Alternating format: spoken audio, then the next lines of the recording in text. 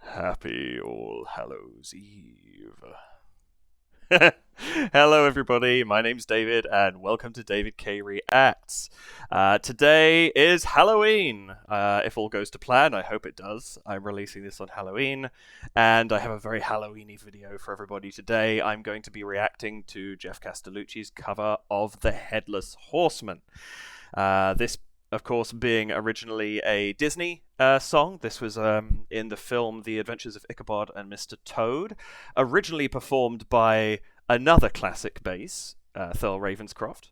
And today we're having a look at Geoff's version of this, and I am so excited to hear this. It has been recommended to me a multitude of times on my channel. Thank you to everybody who has done so, and I think this is going to be a lot of fun. I've heard this really showcased Geoff's range. It's got the 4 Geoffs again, which I am so excited for, because 4 Geoffs is great, and I think this is going to be a wonderful video to put out today.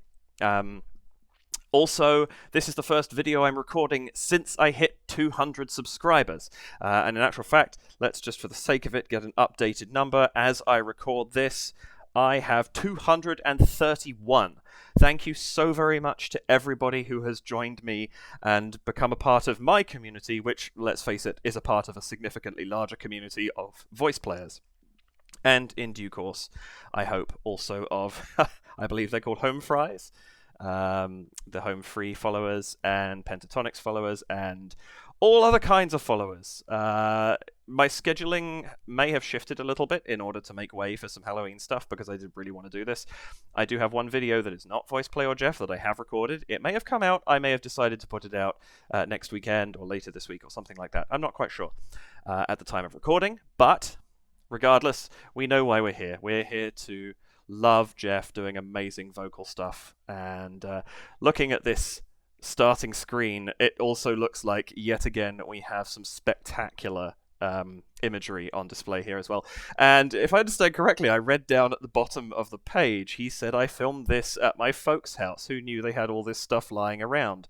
I'm assuming they didn't mean the pirate bust of his head and what looks like another bust of him, possibly in a cauldron? That's going to be interesting.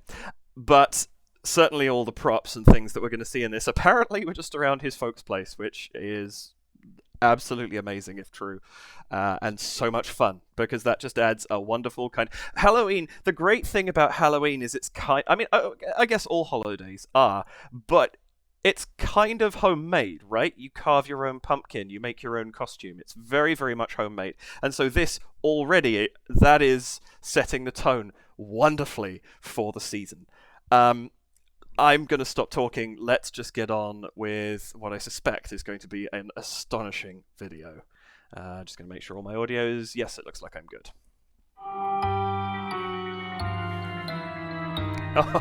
I love that sound, the vintage... Now gather around while I elucidate on what happens outside when it gets late. Along about midnight, the ghosts and banshees get together for the FX this time. I like this. There's ghosts with horns and saucer Hi, eyes, Geoff. and some with fangs about this size. Some short and fat, some tall and thin, and some don't even bother to wear their skin. Well, I'm telling you, brother, it's a frightful sight to see what goes on in the night. Oh, I love it. Nope, not yet. When the ghosts have a midnight jamboree, they break it up with fiendish glee. Spooks are bad, but the one that that's clarity first again. is the Headless It's beautiful. Horseman. He's the worst when he goes a-jogging across the land, holding his noggin. His in voice his is so hand. perfect for The this demons song. take one look and groan. Oh, that's cool. The road for parts unknown. Oh, I love that harmony. Yeah, he'll show them that he can get ahead.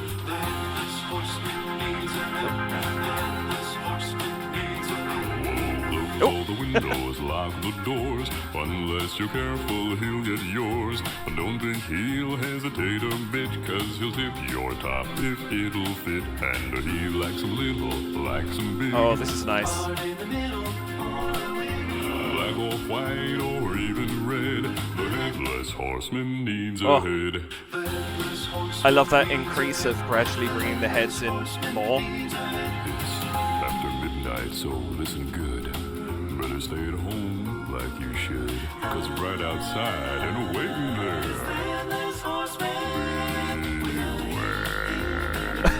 Oh, the red eyes. Oh, that's so good.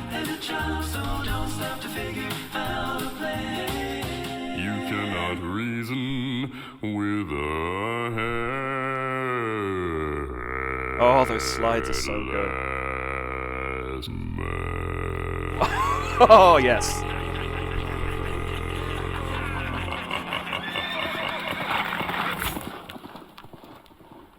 Oh, that is so good. Let's see what the outro has before I start talking.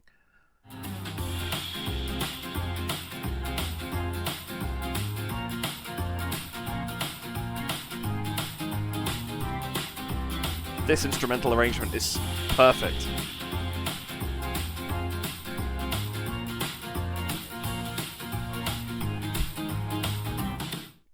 Okay.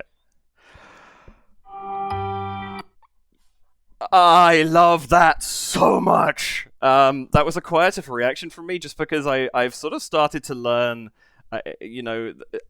that Geoff puts in so much detail, and I was trying to take it all in. But oh my goodness, that is so good. There's everything about that is great. It's got this lovely kind of,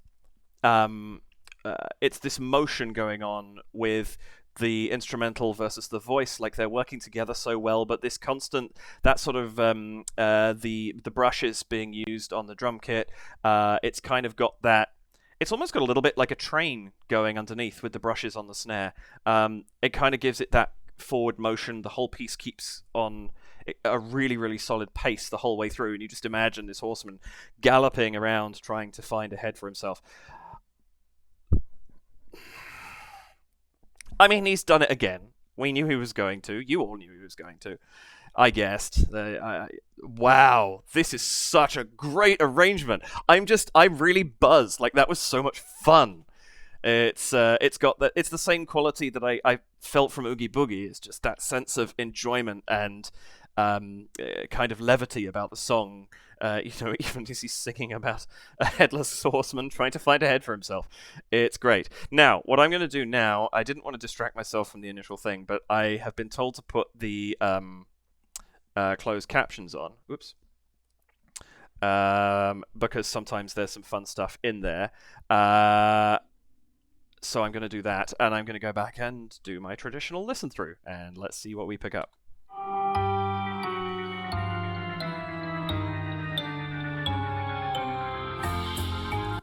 I already love the choice of the xylophone or the marimba mixed with that old-fashioned organ sound. It's already giving you sort of slight B-movie vibes, especially kind of everything coming out from this pumpkin and the candles, and it's just setting you up for everything that you're about to get, and it's so good.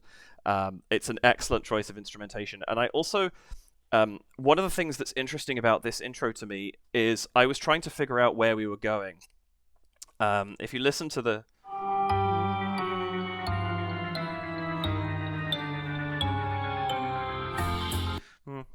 So what it eventually ends up doing is it ends up with a 5-5-1, which is what we call a perfect cadence.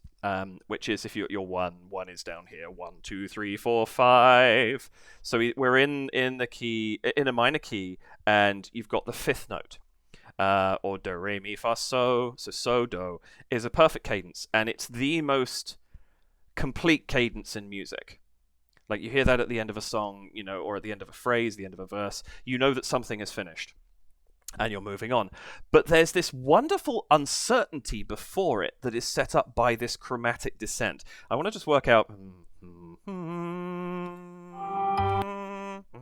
Oh, that's even cleverer. It's a 2-5-1. Which is to say that it starts on bum, bum, bum, bum, which is one of the most sort of satisfying 3-chord motions that you get in music.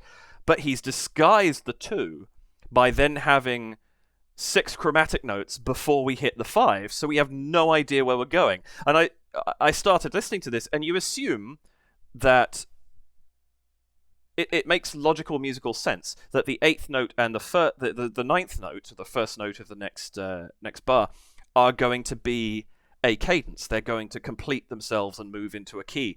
But with this chromaticism, you don't know which key it's going to be yet. It makes complete sense that it's a 2-5-1, but you don't know where the music's going. And that's so smart because it sets up, it's just a little uncertainty in terms of how the intro begins, that sometimes you get that in different ways, but making it entirely chromatic is such a good way of doing it. And there's no other hint until we hit that tonic note, the bottom note, of where we're going. I love that.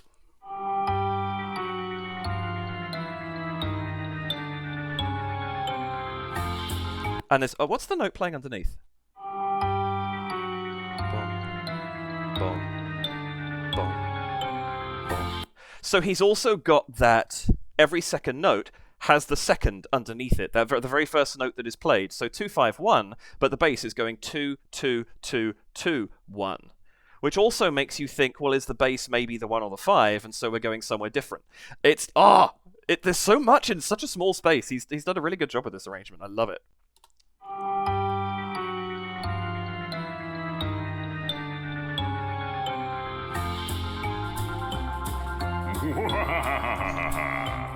No.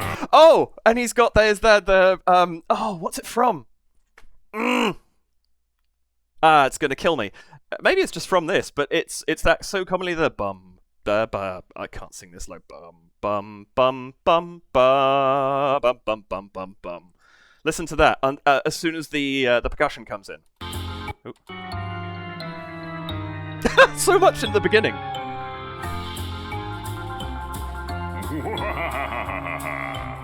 Now gather around while I elucidate on what happens outside. So what's really nice about that too is we've gone from this crushingly unfamiliar 8 chromatic notes that are leading you to goodness knows where until they resolve, and then we go straight into something that it's slower than you would usually hear it, and so I think you almost don't hear it, but it's familiar. It's something that we know. And then when he comes, his first words are gather round. He's trying to bring us together to listen to his story. And if you've just had a bunch of dissonance, chromaticism, lack of surety about the tonality or the key that the piece is, I mean, I guess it's not really. There isn't. I guess actually, to be fair, no, the tonality is slightly in question until it comes in as well, because until the band comes in, we don't know it's minor. To go from that to then something familiar that enables us to get closer again, so that when he says gather round, we want to. We haven't been put off by the music. Obviously, this is an exaggeration, but there's a subliminal kind of encouragement by something that we know to get closer to the music, to sort of be more a part of it. And the more dissonant and the more kind of uncomfortable it becomes for us, the more we inherently pull away slightly. So that mixture of those two is, mwah. Hey, it's so good. Now gather around while I elucidate on what happens outside when it gets late. Along about midnight, the ghosts and banshees get together for their nightly jam. Okay, so I know it's the ghosts and banshees. I feel like I'm not going to get a lot out of these closed captions. I'm going to leave them on. I think it said auto-generated, didn't it? Is there anything? Oh, hang on. Derp. No, auto-translate, auto-generated, and off. Okay, I don't think. I'm sorry if I'm wrong about this, but that's a little distracting. The ghost and then cheese get together. It's hilarious, but it's not what we're supposed to be laughing at here. So I'm going to lose the captions. Because it's definitely meant to be banshees. Together for their nightly. It gets late, along about midnight. The ghosts and banshees get together for their nightly jamborees. There's ghosts with horns and saucer eyes, and some with fangs about this size. Some short and fat, some tall and thin, and some don't even bother to wear their skin. Well, I'm telling you, brother. So that whole passage is also interesting because we have these drones underneath. There's just an instrument playing a single note and holding it and letting it hang. And what's even more kind of unusual about that is it goes from the 1, the tonic, up to the subdominant, the 4, and then stays there. longer than you would expect. Like, you might expect it to be a bar of 1, a bar of 1, a bar of 4, a bar of 1, or a bar of 1, a bar of 1, a bar of 4, a bar of 4, but then there's 2 more bars of 4 after that, and it hangs a lot longer than we expect it to. And you have the bass underneath it doing the boom, boom, boom. But you almost, because of the organ sound, you almost can't hear the bass, and so again, it's throwing off our sense a little bit of what key we're in. And because he's speaking, not singing, albeit in rhythm, but because it is the spoken out of tone, we're being kept on our toes, basically, and on the edge of our seat as to exactly where this is going, which is so perfect for this song. Get together for their nightly jamborees. There's ghosts with horns and saucer eyes. See, we've gone up to the 4. We'd expect to go down now, and we stay there. And some don't even bother to wear their skin. Well, I'm telling you, brother, it's a frightful sight to see what goes on in the night. And even then, when it goes back down again, there's just one minor third, the bum-bum, that happens up there.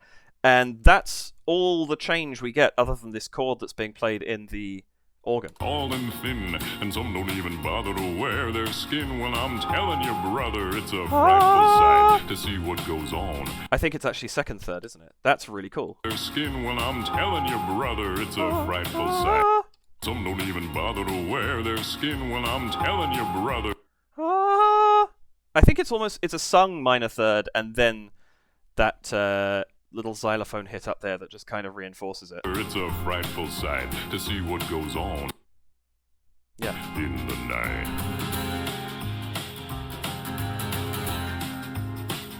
I love this expectation too. We all know there's going to be 4 Geoffs in this video, and they just nothing. It's great. It subverts our expectations a little bit.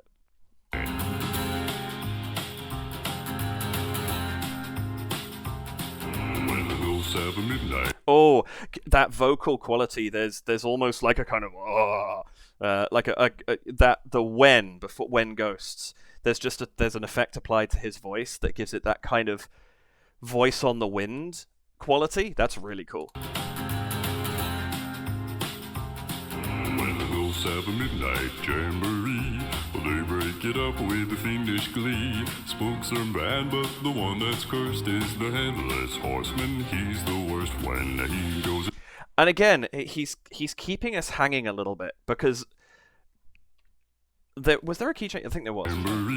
They break it up with a fiendish glee. Key change there. Spooks are bad, but the one that's cursed is the Headless Horseman. He's the worst. Okay, yeah, so there are actually multiple chords under there. I think 4 different chords over the course of that.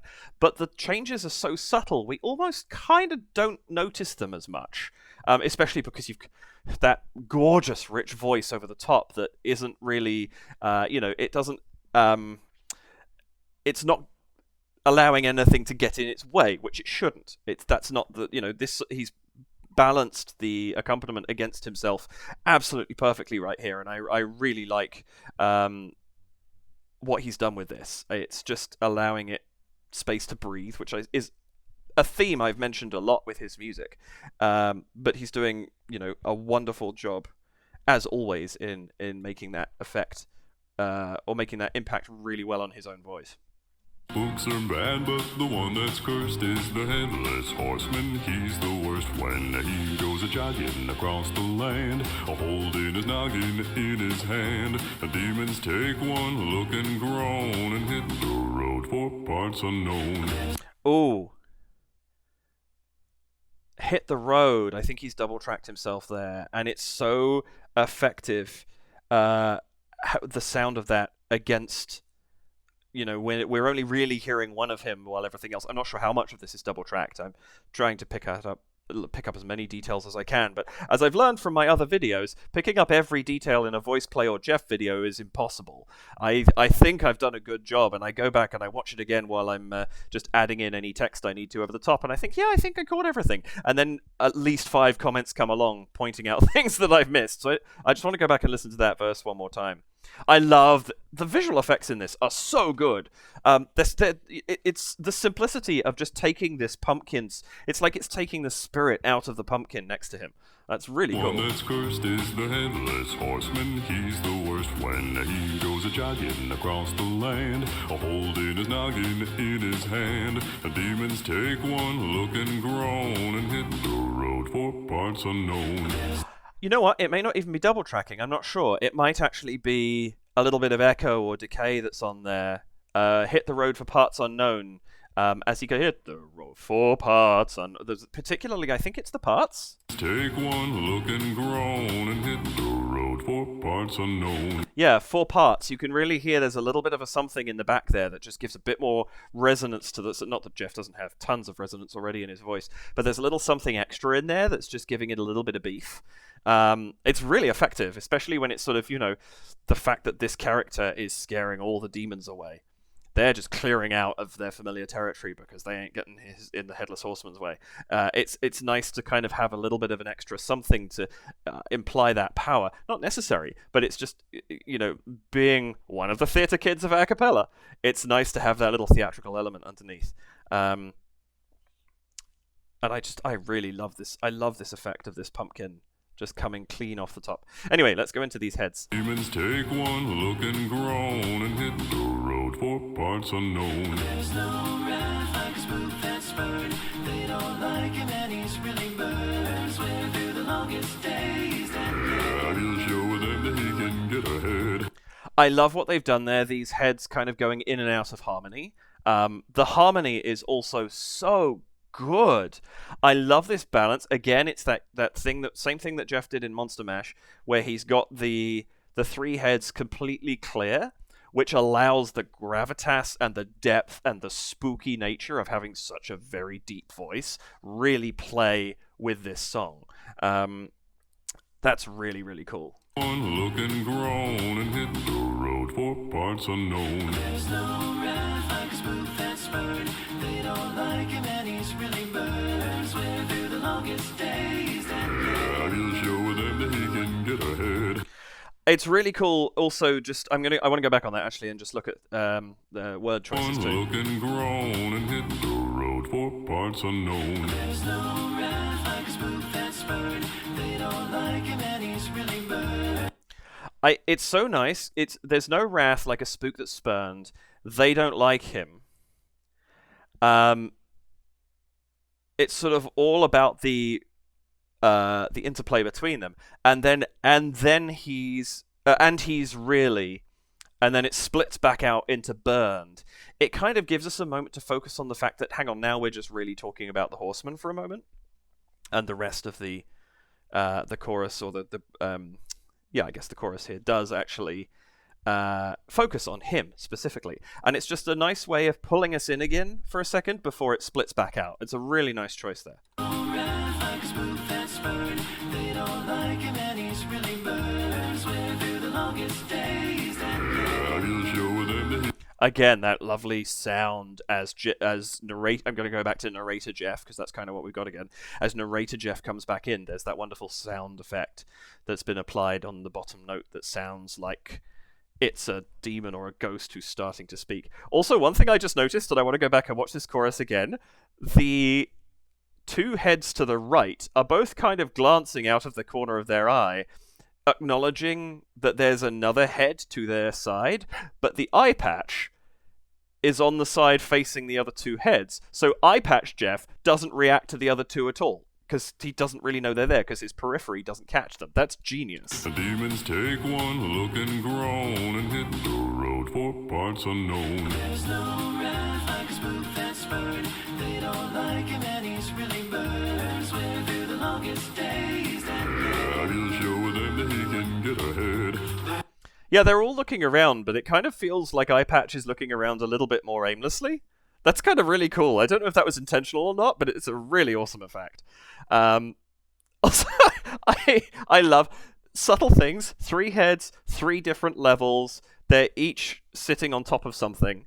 I love the idea. I sort of feel like middle head almost maybe there's a bit more to him because he's sitting in a cauldron. Either that or he's just floating on the liquid that's in there. And I love it's just a cool combination there. The tricorn, the eye patch, and then just plain, not wearing anything special Geoff.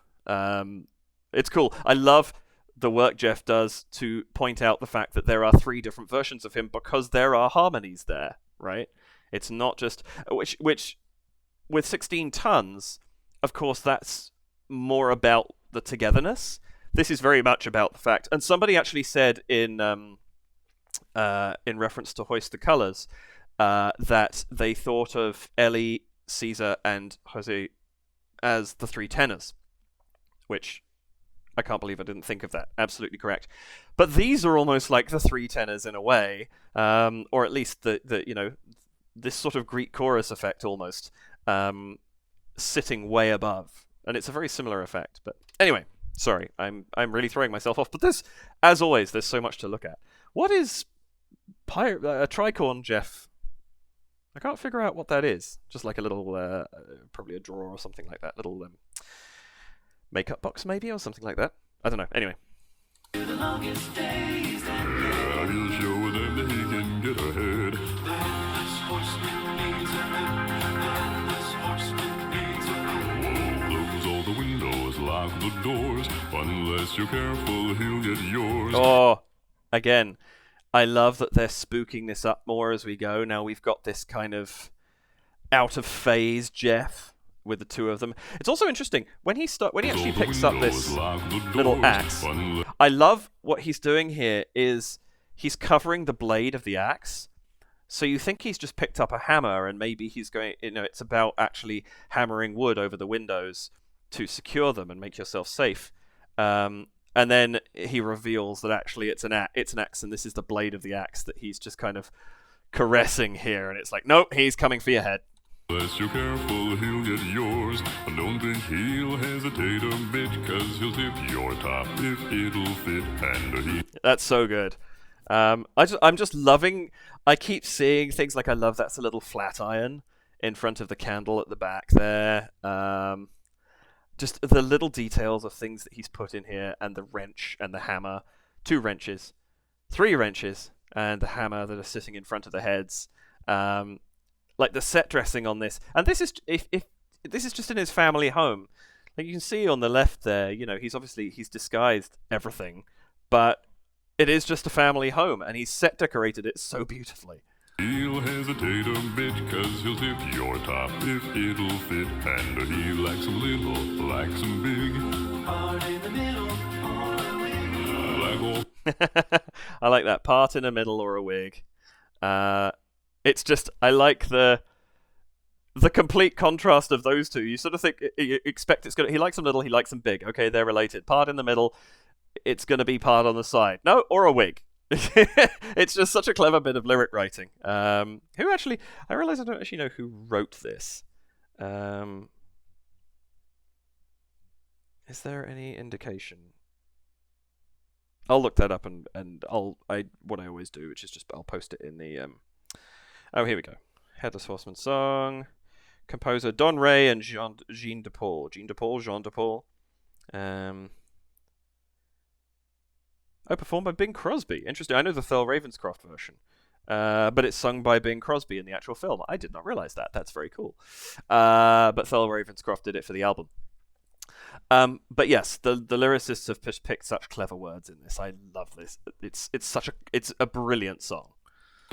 like some big. Part in the middle or a wing. Black or white or even red. The Headless Horseman needs a head. The Headless Horseman needs a head. The Headless Horseman. I love this too. They come back in, the Headless Horseman needs a head, all on one line, and then crack out into the harmony and just expand that. It's this. I'm starting to realize, and I'd be interested. Somebody said to me, I wonder if you, as in me, will ever get to the point where I can recognize the signature of what is a Geoff arrangement versus a Lane arrangement. I don't know if this is in Lane's work as well, but one of the things I'm recognizing as a signature for a Geoff arrangement is throughout the song, things build, and little things within the song also build. He's very much about building and about starting something simple and expanding it to be something a little bit more complicated. Black or white or even red, the Headless Horseman needs a head. Oh, sorry. I'm sorry, I'm stopping this a lot. But there, just that choice of when they come in black or white or even red, and then the chorus just sings, the head. And that's what this song is all about, right? It's about the head. And I love that the chorus doesn't sing, the Headless Horseman needs a head. No, we don't go there, it's just the head. Because that is the most important item on, in this discussion. White or even red, the Headless Horseman needs a head. The Headless Horseman needs a head. The Headless Horseman needs a head. It's after midnight, so listen good.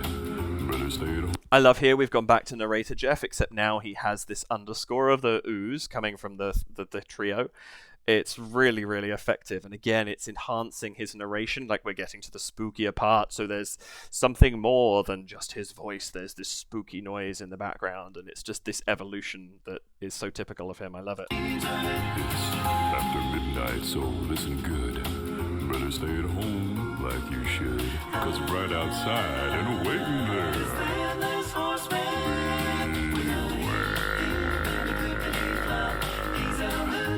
Oh, that note! That is, just beautifully held. I think is this an F1? Yeah, I think it's an F1. I'm just working it through because I know, I did my A440, and I'm pretty sure that's what I'm hearing here. Outside and waiting there. Headless Horseman.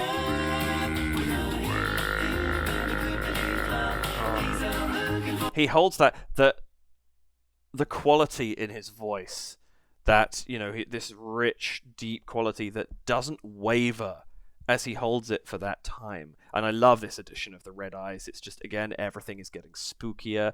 He's got this rasping growl that's just punching out over the top of the heads coming back in again. It's just, Should, 'cause right outside and waiting. I'm just keeping an eye on some of the lyrics for this.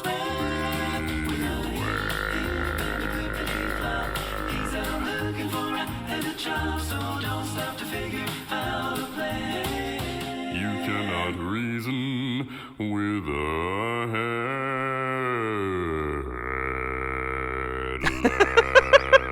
headless man.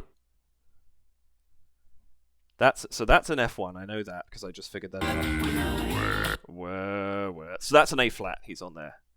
Right. Yes, because that's not the end of the song. That makes sense. So yes, this section here. One, I didn't realize how funny the heads are when he's singing that last line. But I also love the way that he plays with the lyrics here. So with a hip hip and a clippity clop, he's out looking for a head to chop. Also, how cheery is this morbid thought of this Headless Horseman out there.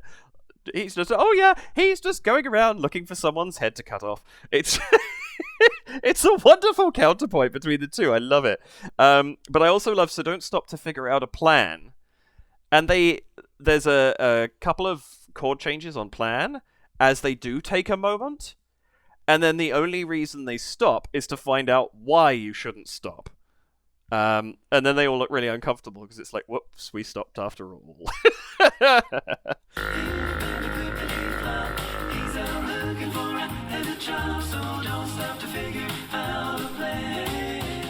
cannot reason.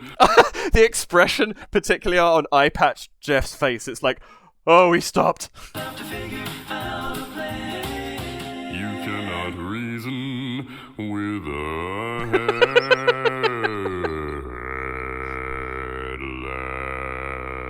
man.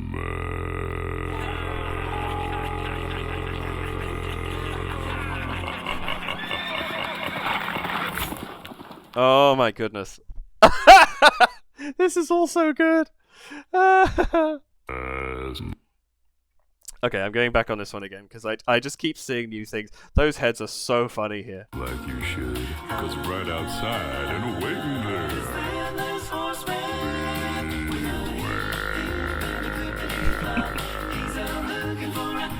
chop, so don't stop to figure out a plan. You cannot reason with. I also, there's a nice little touch there.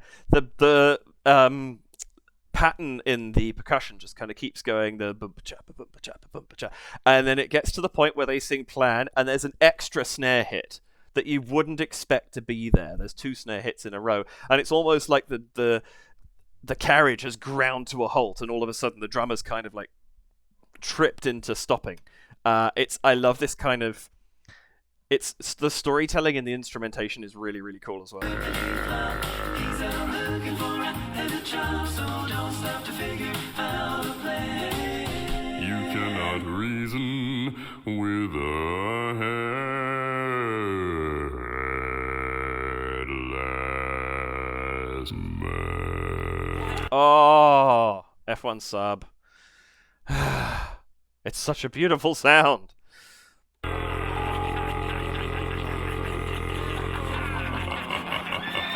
I love that there's 4 different laughs. There's and then someone who's a bit more. That's really fun.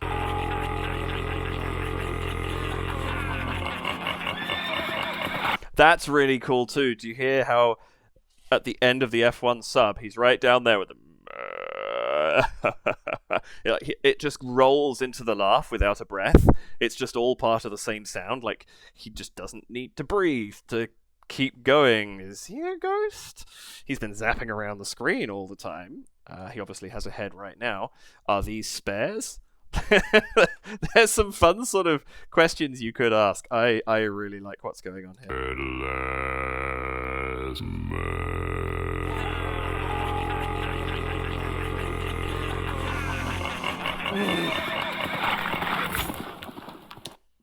That sound.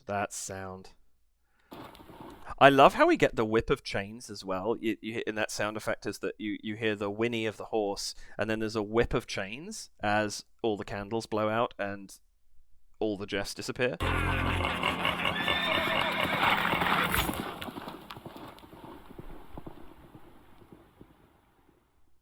That's so cool! Oh, this is the amount of theatricality he's fit in his folks' home. Like, this is not a stage. This is not Patty Cake Studios. This is his folks' home. Oh, it's just, the creativity is astonishing, and I love it so much. My goodness, this is a wonderful piece of music. Happy Halloween indeed. Yeah, I'm so glad people recommended this to me. It is beautiful. It is impressive as hell. And it's just it's so much fun. Like, that's the great thing. You can't watch this video and not be you can't watch this video and not grin just listening to him sing, but there's so much detail to it. There's so much that's gone into the preparation, and the amount of time this must have taken to just get something set up, lit. Like, the lights are so effective, those red lights behind. The candle light, the flickering pumpkins, like, everything is so well balanced and so perfectly put together. And then to have the effects on top of it, like, it's just a few here and there, but they really enhance the moments that they are talking about. I am really, really impressed. I love this so much. It's such a good production. I'm really impressed with that. Congratulations, Geoff. You've done it again. Not that we ever thought you wouldn't have done. That's fantastic. Well, that's it from me for today. Thank you so much for coming and watching this video. Please do like the video if you enjoyed it. Please subscribe to my channel if you enjoy what I'm doing. Hit the little bell to be notified when I release another video. Right now, I've been doing a couple a week. That pace is not going to be sustained. It's not sustainable for me. I just happened to have the right opportunity to record a bunch of stuff in advance, and so that's why I've been able to do as many as I have. But moving forwards, it'll probably drop down to maybe one a week. I'm not quite sure. I'm also going to start branching out from just doing videos about Geoff and voice play, If I haven't already done one, as I said at the beginning, there was one that was recorded. It may or may not be out yet. But there's other stuff. People have been very kind in recommending. Lots of people recommended Home Free and Pentatonics, as well as Rockapella, the Bass Gang. I'm going to start looking into all of these in due course. In addition, some people have recommended things that are not part of this, and I will do a couple of things. If I see something cool pop up that I haven't seen before, then I might go and check it out. But I really appreciate all the recommendations and all the information that the community's been providing me. I felt so welcomed into a very established community. And I just ask that you bear with me as I troll through the enormous backlog that I've come into. There's years and years of work on there. And I'm really looking forward to seeing all of it. I won't be, if I try and react to everything in the backlog, I'm going to be going until Kingdom Come. But I will certainly do several videos because I have not got tired of listening to these folks yet. They're a lot of fun. Happy Halloween. I hope you have a lovely evening, and I will be back very shortly, if all goes to plan, with one more Halloween video before the season is truly behind us. But for now, thank you again for watching this video. I really hope you join me on my voice play Geoff and other stuff journey, and I'll see you in the next one. Bye for now.